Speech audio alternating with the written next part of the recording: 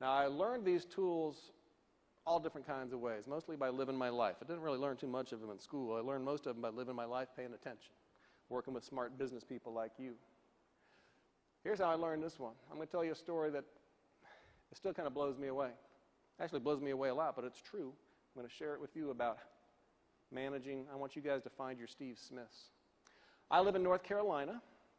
We have a professional football team called the Carolina Panthers, although this year, semi-professional football team called the Carolina Panthers. And one year, those of you who are football fans will know this happened. One year, one of the players on the team was in a team meeting, got so angry that he attacked a teammate and beat him up and sent him to the hospital. Now, I like to ask my business audiences, can you imagine being at work and getting so angry that you want to beat somebody up? And the answer is, of course you can. Of course, perhaps several times a day.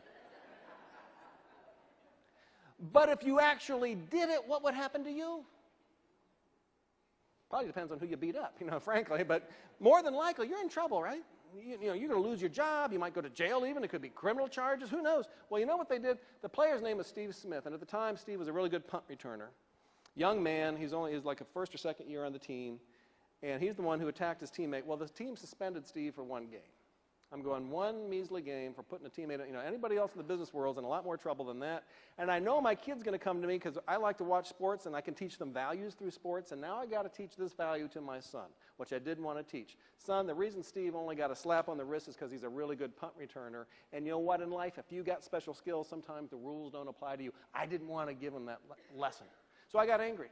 So I went to my computer and I Googled, who owns the Carolina Panthers? Some name popped up, Jerry Richardson. Never heard of him before, but okay, he owns the team. And I sent off this angry letter to Jerry Richardson. Dear Mr. Richardson, I don't agree with how you handled the Steve Smith affair. As a psychologist, he clearly needs some anger management counseling. You put him back on the field too soon. You kind of quit on your team by putting him back on the field so soon. The next week they lost 34-0. And I said, and I just don't think you have the right values by putting this kid back on the field so quickly, and so I'm going to teach my kid never to root for your team again. Sincerely yours, Gary Bradt. I put it in the mail. I sent it off. Now, when you send a letter like that, you send a letter like that to a Don Graham or a president of whatever, you expect anything back? Maybe from Don, perhaps, but from most presidents, CEOs, of course not. It doesn't even reach their desk.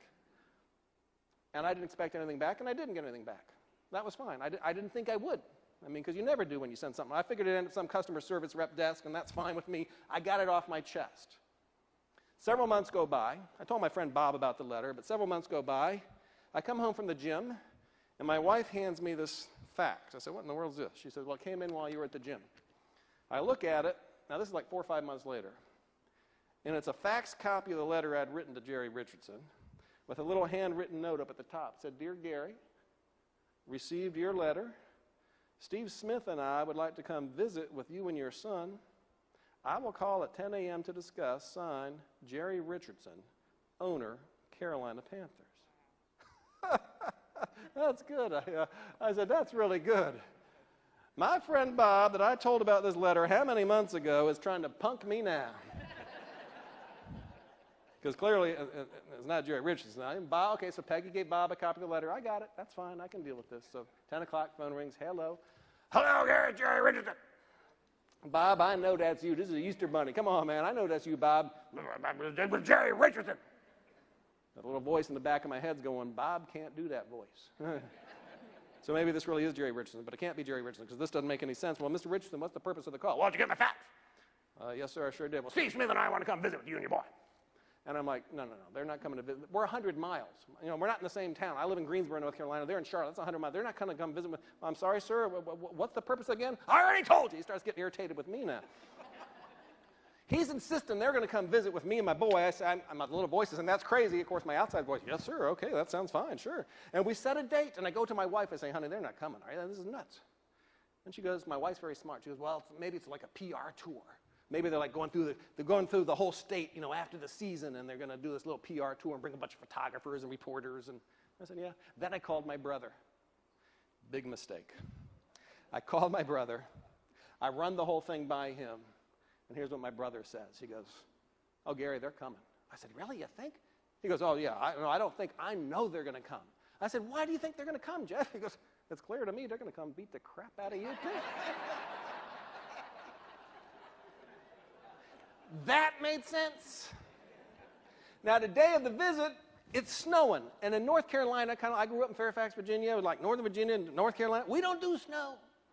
So everything shuts down. Steve was going to go to school with my son. How cool is that? Bring a panther to lunch day kind of thing. But there is no school. They won't come. Okay, there's their out. Hello, gang, run away. Jerry Richardson and Steve Smith drove 2.5 hours through the snow to come visit with me and my boy. No reporters, no photographers, just the two of them. Not a quick meet and greet. I mean, we visited my home for a while, and then I lent Steve my car. He took my kid to McDonald's. Jerry and I went to another place. From a customer service standpoint, it was just incredible, amazing stuff. By the way, Steve Smith. I am a huge Steve Smith fan. As a football player, but more importantly as a man. Because Jerry told me, he said, I didn't make Steve come. He said, I just showed him your letter and said, I'm going to go visit this guy. And Steve says, I want to come. That took guts. And I followed Steve ever since then. You know what he is? Steve Smith is a flawed human being who acknowledges his flaws and does the very best he can to overcome them. You know what I am? I'm a flawed human being. Steve is an inspiration to me to acknowledge my flaws and do the very best I can to overcome them. So I am a huge Steve Smith fan, first as a man, second as a football player. And incredible customer service story. I asked Mr. Richardson and said, Mr. Richardson, why did you, Steve, come all this way? Well, you're angry and unhappy, and we don't like angry, unhappy customers. And I said, yeah, but I couldn't have been the only one. Didn't you get other letters or other people that were upset with that situation? Oh, sure we did. I said, so why me and my boy? He goes, well, you were really angry, he says. So you can take the customer service lesson out of that, but here's the leadership lesson and the change leadership lesson. Talk about your diamonds in the rough. The next year, Steve emerged as a leader on our team.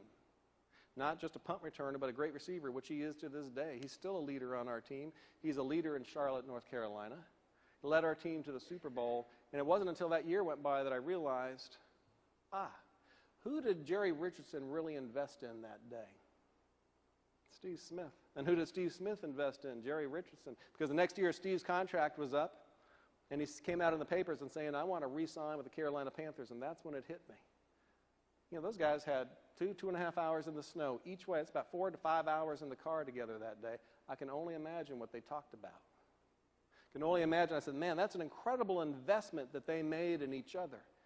I'm sure they had a million other things they could have used their time for that day. It's like you guys are here today. Why are you here today? Get back to your campuses. Get to work. Why are you here screwing around, having fun last night? Listen to this idiot. Get back to work. You're here because your leaders are saying, hey, we're going to make an investment. Because if you don't make an investment in people, you can't expect them to lead through change. So here's my question for you. Who are your Steve Smiths? Who are the people back on your campuses, back in your offices, that with some investment of time from you could blossom? I'll warn you right now, you got to get out of your comfort zone. It's not always going to be people you like the best. It's not always going to be your buddies, your chums. But your job as a leader is to go find those folks and invest some time in them.